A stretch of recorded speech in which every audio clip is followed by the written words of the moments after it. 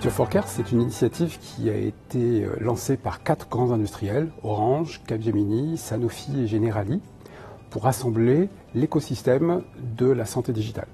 En fait, Future for Care est constitué de 2 parties, un institut qui rassemble les grands industriels de l'e-santé et un accélérateur de start-up. Et ces 2 entités vont, ce qu'on appelle faire la fertilisation croisée. Les start-up vont proposer de la rupture aux grandes entreprises et les grandes entreprises vont proposer des projets aux start-up. Alors à l'origine, le projet n'était porté que par Sanofi. Le groupement n'était pas constitué. Au démarrage, Sanofi cherchait un bâtiment unique pour accueillir tout le projet sous un seul et même toit. Une autre caractéristique, c'est que ce projet a été défini en marchant, parce que on a découvert le fonctionnement, on a décrit le fonctionnement du bâtiment en cours de projet.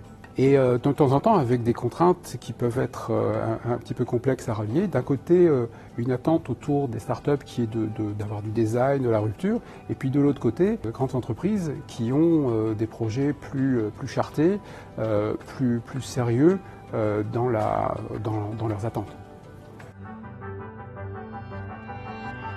Alors la solution trouvée par JLL, Philippe en a parlé, il y avait des contraintes, on cherchait un bâtiment unique.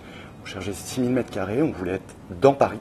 Il y avait assez peu d'offres, on était en période de Covid, donc on a trouvé des bâtiments. Et puis après est venu le temps de la décision, qui a été vraiment, nous, notre challenge et notre succès aussi. C'était d'accompagner Sanofi, qui portait pour le futur groupement dont on ne connaissait pas les autres membres, la décision, la négociation. Et on est arrivé sur cet immeuble de Bioparc, qui est un bâtiment unique dans lequel Future for Care occupe aujourd'hui 6000 m². Pour notre mission d'AMO pour les aménagements d'intérieur, on a dû commencer par mettre en place une structure projet adaptée avec différents consultants et experts qui avaient déjà de l'expérience dans des projets similaires, assez innovants, assez disruptifs. On a dû co-concevoir finalement le programme travaux, à la fois architectural et technique, avec les différents maîtres d'ouvrage, donc fondateurs, et également Future for Care. L'objectif du projet était d'avoir un site très flexible, très souple, et ça se traduit dans l'aménagement par 2 exemples que je peux citer.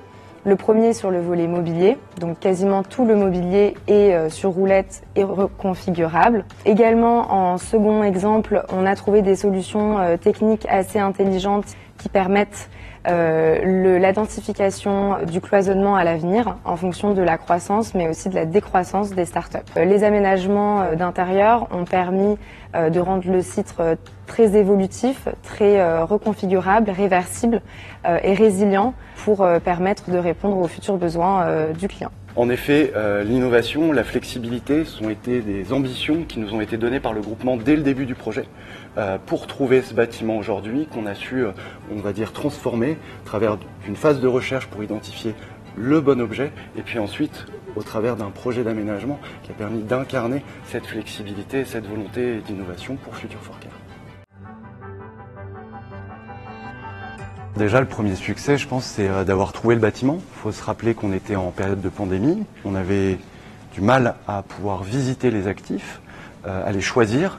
Et on a trouvé cet immeuble unique pour Future for Care. Tout à fait, sachant que la conception du bâtiment a commencé à partir de janvier 2021 jusqu'au début de l'été et que pendant cette période, on ne s'est quasiment jamais vu physiquement. Notre première rencontre a été en juin de cette même année. Donc un projet assez difficile et un contexte pas très facile et pas très favorable. Oui, et puis ce que je peux dire quand même, c'est que planning tenu, budget tenu, dans ce contexte compliqué, à la fois en personnel et en approvisionnement de matériaux. Donc voilà, merci, bravo. Merci à toi.